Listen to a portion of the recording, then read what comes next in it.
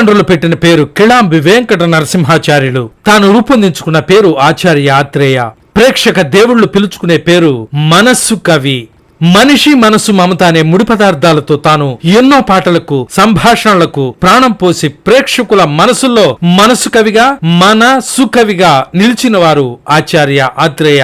10 నాటకాలు 15 నాటికలతో ఆత్రేయ నాటకకర్తగా, నటుడిగా, దర్శకునిగా గుర్తింపు పొందారు. ఎన్జిఓ నాటకం వారిని సినిమా రంగానికి తీసుకువెళ్లింది. సుమారు 2000 పాటలు, 180 చిత్రాలకు సంభాషణలు సమకూర్చినటువంటి కవి రచయిత. సినిమా స్క్రిప్ట్ కు ఒక స్వరూపాన్ని, స్వభావాన్ని ఇచ్చిన వాడు ఆత్రేయ. సెంటిమెంట్ సాంగ్స్, సన్నివేశాలకు సంభాషణలు రాయడంలో అందివేసిన చెయ్యి.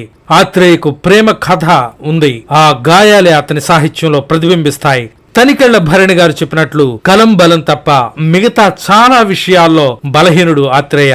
క్విట్ ఇండియా ఉద్యమంలో పాల్గొని కొన్నాళ్లు జైలు పాలైన వాడు.